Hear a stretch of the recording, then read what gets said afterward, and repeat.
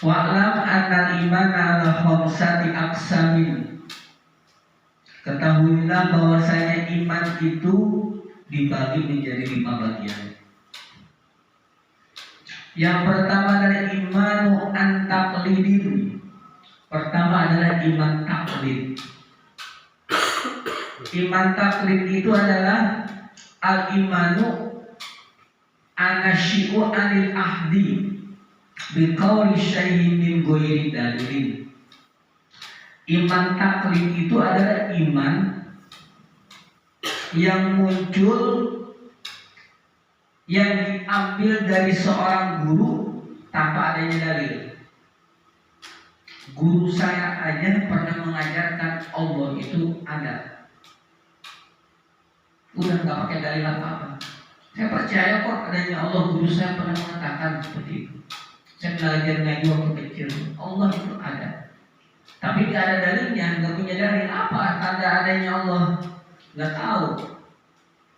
Saya hanya mengikuti guru saya, iman kepada Allah. Itu namanya iman taklid. Kemudian yang kedua, wa imanu an ilmin, yaitu iman dengan ilmu. Wa huwa al-imanu an-nasyi'u an ma'rifatil aqaidi bi adillatiha, yaitu iman yang muncul dari mengetahui aqaid iman beserta dengan dalilnya. Nah, ini seperti yang sekarang kita lakukan, mengkaji fak-fak ilmu tauhid berikut dengan dalil-dalilnya. Ini namanya adalah iman dengan ilmu. Kemudian yang ketiga, wa imanu an ayanin, ilmu dari ayan. Apa yang dimaksud dengan ayan? Wa huwa al-imanu anasyi'u an muraqabatil qalbi lillahi bihaitsu la yughibu an tarfata ainin. Yang namanya ilmu ayan, iman ayan adalah iman yang muncul dari muraqabahnya hati kepada Allah, sehingga tidak lepas sedetik pun hati ini selalu ingat kepada Allah, yakin kepada Allah setiap detik, sehingga gak pernah lepas hatinya dari mengingat Allah. Sudah tinggi tahapan ini. Kemudian wa imanu an hakim, selanjutnya adalah iman hak. Apa itu iman hak? Wa huwa al-imanu an-nasyi'u an musyahadatillahi bil qalbi, yaitu iman yang muncul dari musyahadahnya hati kepada Allah. Hati kita, mata hati kita melihat gunung, yakin adanya Allah. Ketika melihat laut, ingat sama Allah. Melihat benda apapun yang ada di alam semesta ini, dia itu yakin adanya Allah. Itu adalah iman hak. Kemudian wa imanun an haqiqatin, selanjutnya adalah iman hakikat.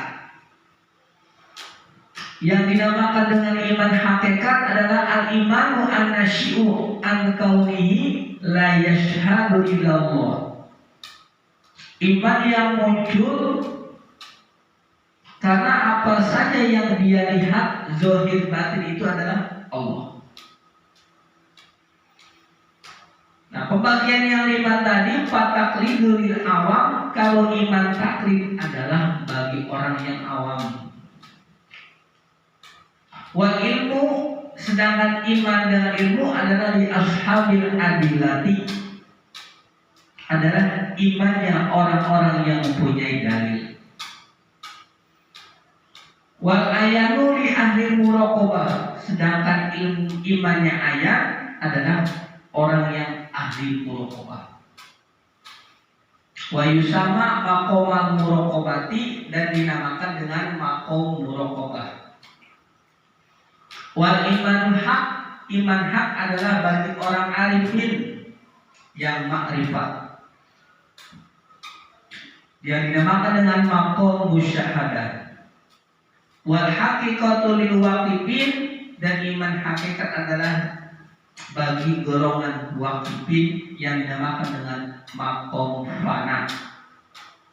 Li'annahum yaqnuna an ghairillah wa la yashhaduna illa iyyah. Berarti kalau iman hakikat ini udah maqamnya paling tinggi. Kenapa? Karena maqamnya maqam fana. Li'annahum yaqnuna an ghairillah, sudah fana hatinya, sehingga yang dia lihat adalah hanya Allah.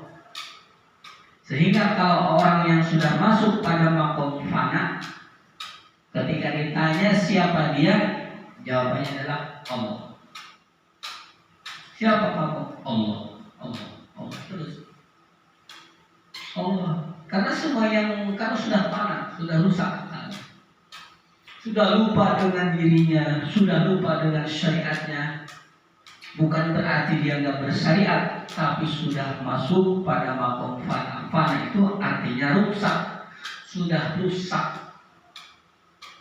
Pikiran yang lainnya yang ada di dalam pikiran dan hatinya adalah Allah saja. Wa amma haqiqatul haqiqat, ada lagi yang namanya iman haqiqatul haqiqat.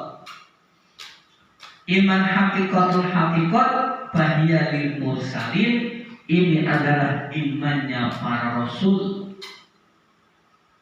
Wa qad mana'ana Allahu min kashfiha fala sabila ila bayaniha.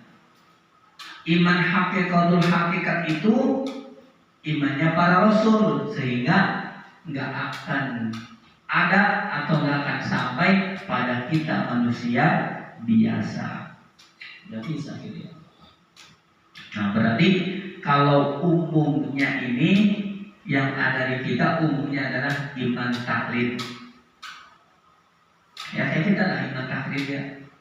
Tapi iman taklid ini diikhtilafkan. Jangan hanya taklid buta saja seperti itu. Harus ngaji nih Pak Tauhid beserta dengan dalilnya. Hanya harus ngaji seperti ini biar tahu dengan dalilnya. Karena kalau hanya taklid, nanti kita di akhirat nanti beriman kepada Allah tapi taklid diikhtilafkan. Kata Imam Sanusi sama Imam Ibnu Arabi, nggak sah dihukumi kafir. Coba kalau di sidang nanti di akhirat, kamu imannya taklid kan? Iya. Kamu tahu sifatnya Allah, tahu ada 20 wujud yang pertama, tapi nggak tahu dalilnya, nggak tahu. Kafir kata Imam Ibnu Arabi dan Imam Ibnu Sanusi. Tapi menurut jumhur ulama yang lain sah iman kafir, tapi diikhtilafkan.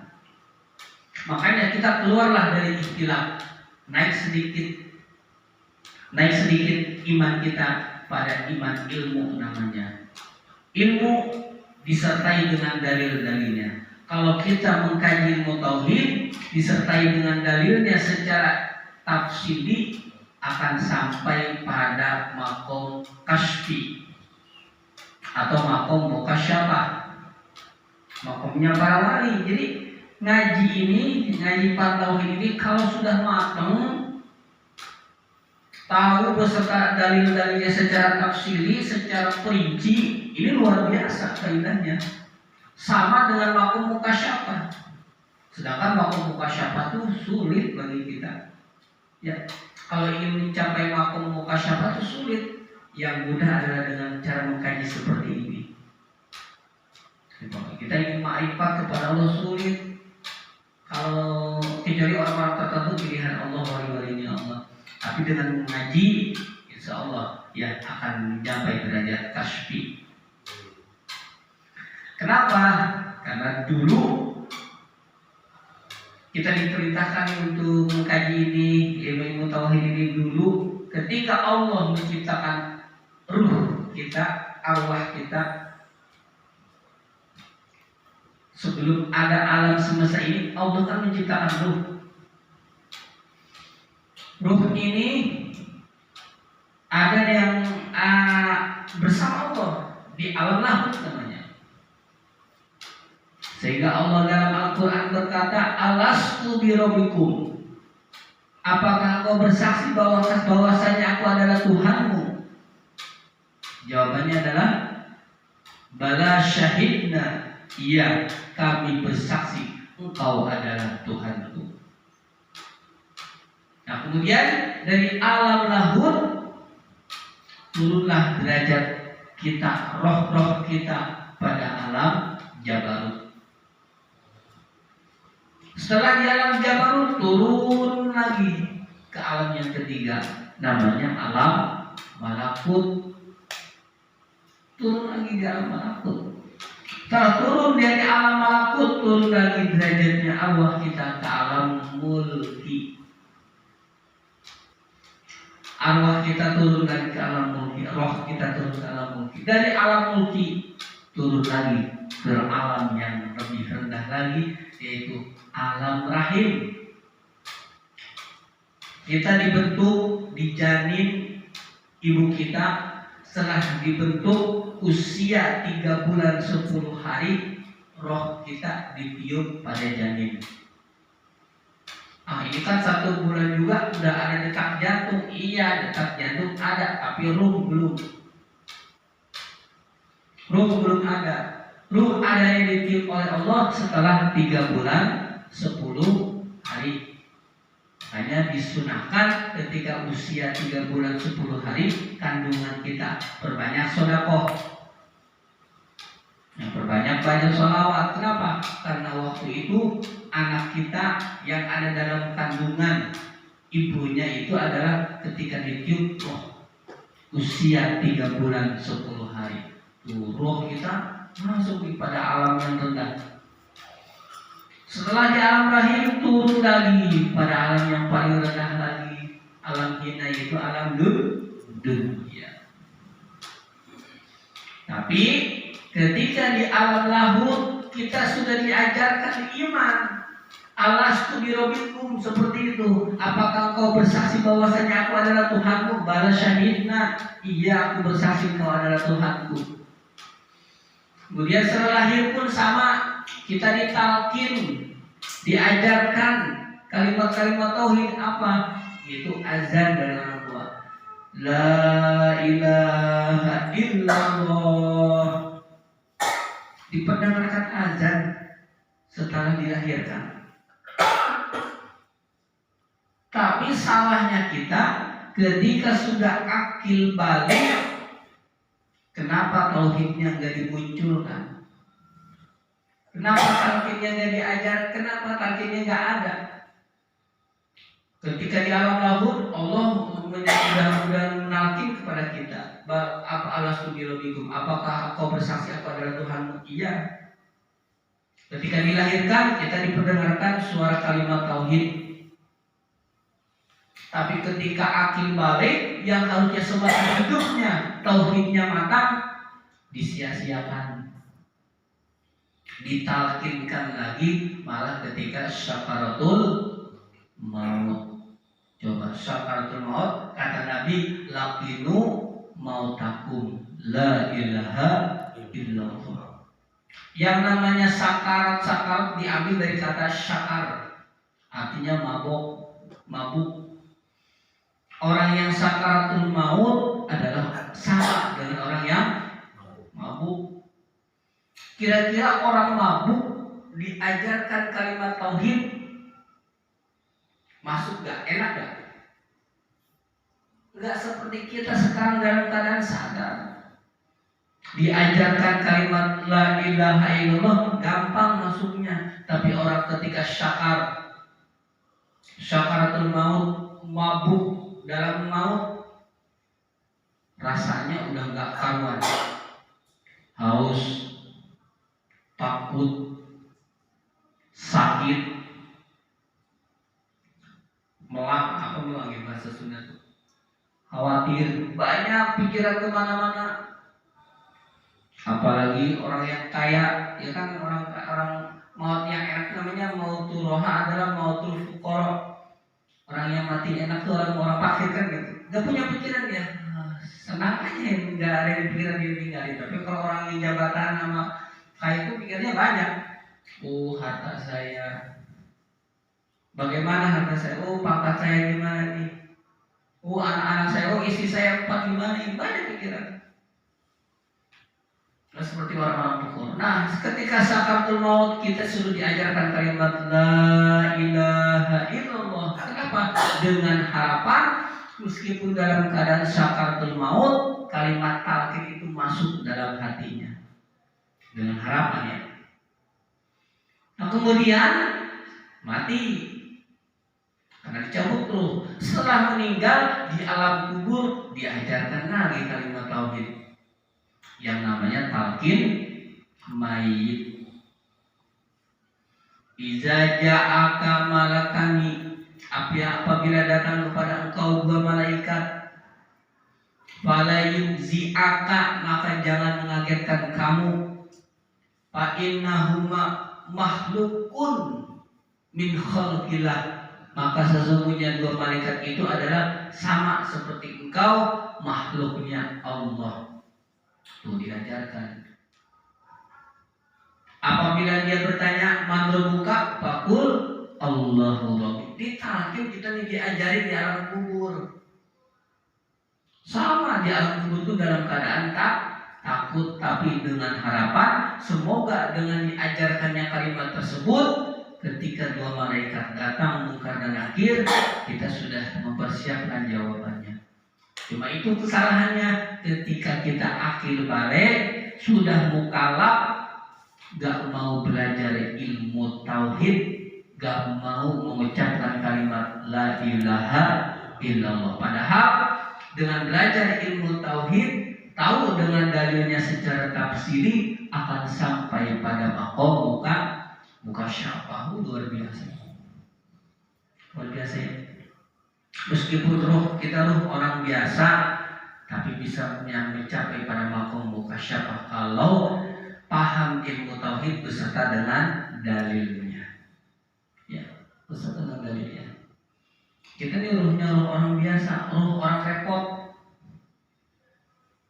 Karena dalam kitab Tafriqul Khatir, ruh kan ada 4. Pertama dinamakan dengan ruh mutajammidah.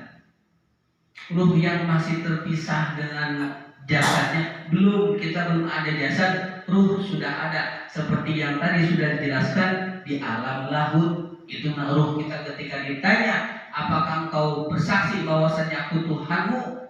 Bala syahidna, iya aku bersaksi. Nah, ruh kita itu namanya ruh mutajammidah waktu itu. Belum ada jasad.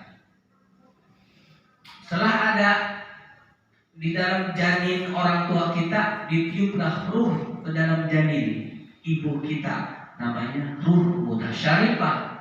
Berubah nama nih, ruh mutajammidah, tadinya di alam lahud bersama dengan Allah, turun pangkat menjadi ruh mutasyarifah. Dibungkus dengan daging, dibungkus dengan jasad, dibungkus dengan tulang, dibungkus dengan darah, jantung, paru-paru, dan organ-organ lainnya. Ruh kita dibungkus dengan itu. Ini cuma bungkus saja, rohnya nggak tahu. Ada di dalam tubuh, tapi kita nggak tahu seperti apa.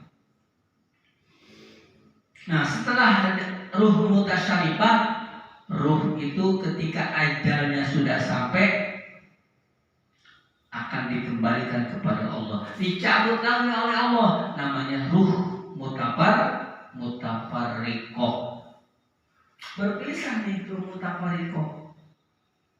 Ini ruh kita, ruh orang-orang biasa. Tapi yang keempat, ada ruh yang sangat luar biasa, namanya ruh kumal. Ruh kumal, kalau kita bukan kumal ya kumal di nama kali.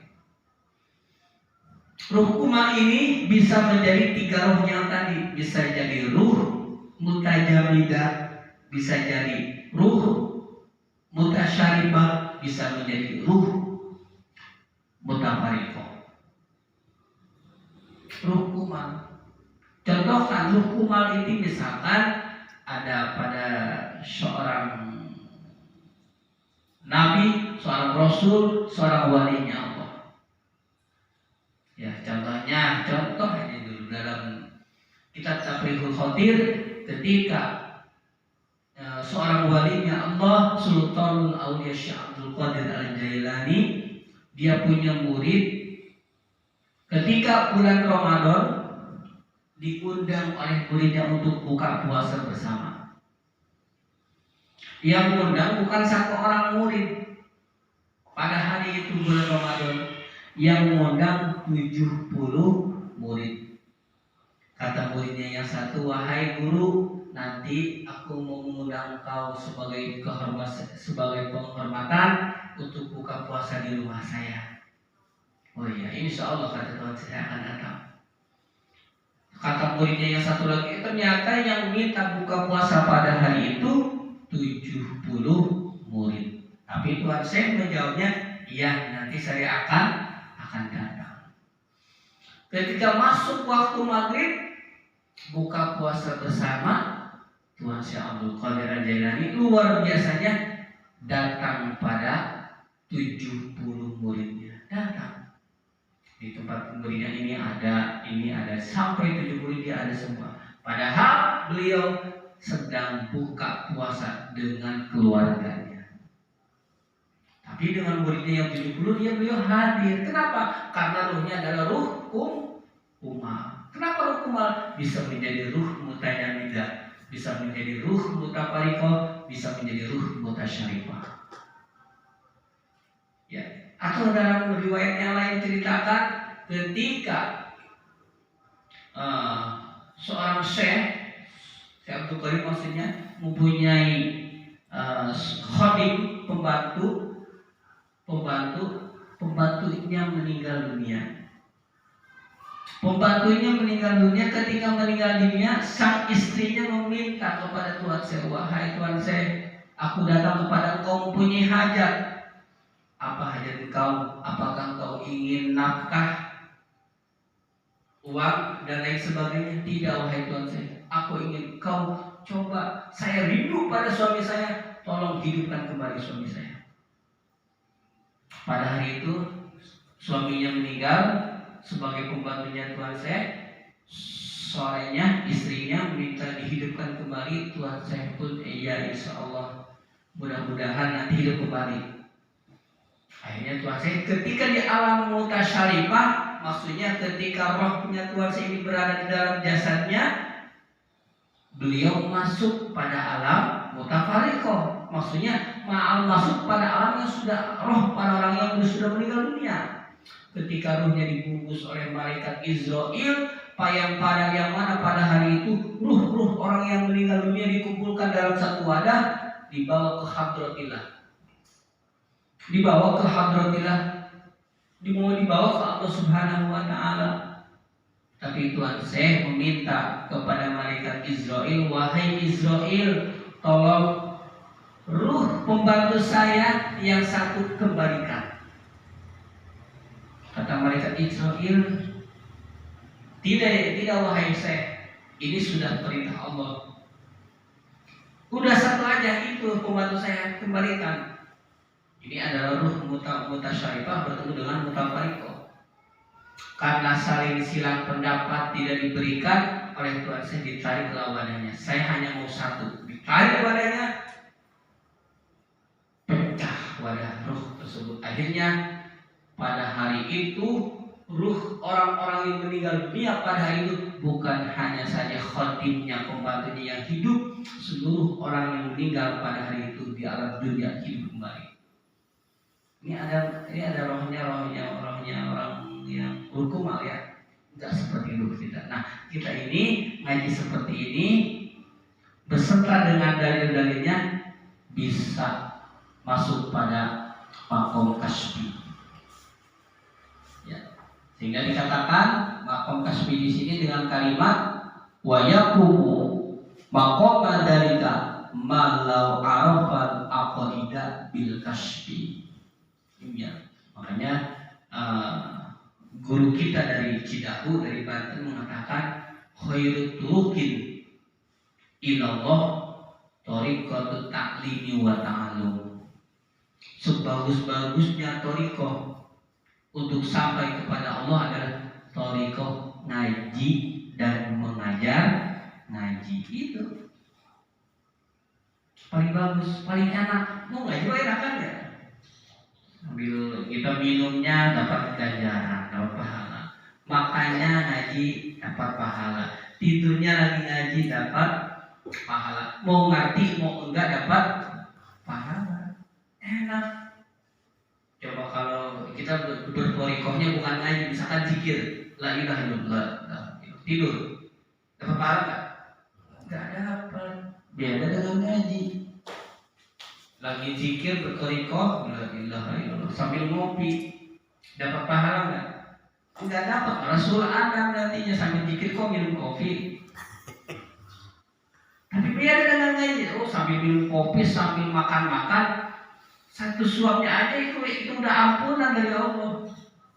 Orang yang ngasih makanannya luar biasa. Nah, makanya kata guru kita dari Cidahu, sebagus-bagusnya thariqah jalan menuju Allah adalah khairut.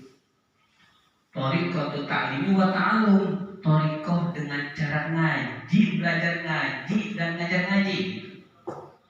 Makanya Nabi dalam hadis yang mengatakan al-alim wal muta'alim syarikani fil khairat wa masiwahu mahamajud. Orang yang alim dan orang yang belajar, orang yang mengajar ngaji dan orang yang belajar ngaji, keduanya sedang ada dalam kebaikan. Wa masiwahu mahamajud. Dan selain orang yang ngaji dan yang belajar ngaji tersebut, ibaratnya seperti lalat. Ibaratin lalat gitu. Apa sih lalat? Di tempat-tempat kotor gitu. Ya.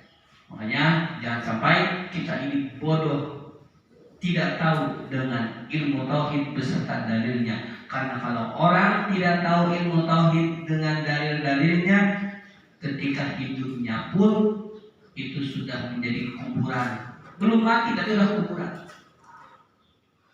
Al-jahlu qoblal maut kuburun. Orang bodoh sebelum mati sudah jadi kuburan. Tapi orang alim, al-alim ba'dal maut hayaun. Orang yang alim, orang yang tahu ilmu tauhid beserta dalilnya, ketika mati ada menjadi hidup. Makanya dalam surat Al-Baqarah, wa la taqulu lima yuqtalu fisabilillahi amwat bal ahya'un walakin la tashurun. Kita jangan mengatakan orang yang mati ketika hidupnya dia selalu istiqomah ngaji dan belajar ngaji, orang yang mati. Bal ahya'un, tapi mereka hidup. Walakin la tashurun, tapi kita nggak tahu mereka tuh hidup secara hakikatnya. Ya, makanya ngaji ini luar biasa ya. Jangan sampai ngaji ini selama 40 hari nggak ngaji. Kalau 40 hari dan diisi dengan ilmu, kosa kolbu, keras hatinya. Kalau hati sudah keras, mata kolbu akan mati hatinya. Kalau hati sudah mati, nasihat apapun, faidah apapun gak akan masuk. Coba orang mati kita suapin air supaya minum, bisa nggak? Gak bisa minum orang mati. Orang mati kita suapin nasi, makan nggak? Masuk gak nasinya? Gak akan bisa, gak akan bisa dikunyah. Kenapa? Karena orang udah mati, sama hati udah mati. Ayo kasih ilmu ini, kasih ilmu itu. Udah mati gak bisa terima apapun. Kalau hatinya keras, ya orang udah keras, penyakit stroke, gak bisa gerak apa-apa. Makannya sulit, coba suapin, ngunyah aja sulit. Jalan aja susah. Kalau hatinya udah keras, makanya jangan sampai hati kita ini keras. Selama 40 hari jangan kosong untuk diisi dengan ilmu, terutama 3 hal ilmu nih. fikih, tauhid, tasawuf. Udah itu aja ilmu fardu ain. Kalau ilmu yang lainnya itu fardu kifayah. Fardu kifayah. Ini 3 ilmu yang harus selalu kita isi selama 40 hari, jangan kosong. Kalau 40 hari tidak diisi dengan ilmu fikih, tauhid ataupun tasawuf, qasa qalbuhu, akan keras hatinya. Kalau sudah qasa qalbuhu 40 hari kemudian tidak diisi juga, maka qalbu akan mati hatinya. Sulit menerima hikmah. Makanya seorang anak kalau lama-lama nggak mengenal pengajian itu keras biasanya hatinya. Ya, keras, sulit. Mudah-mudahan kita termasuk orang yang dilunakkan hatinya, dilembutkan hatinya untuk memahami ilmu-ilmunya Allah. Semoga kajian kali ini ada hikmah dan manfaatnya. Mohon maaf atas segala kekurangannya. Terima kasih atas perhatiannya. Assalamualaikum warahmatullahi wabarakatuh.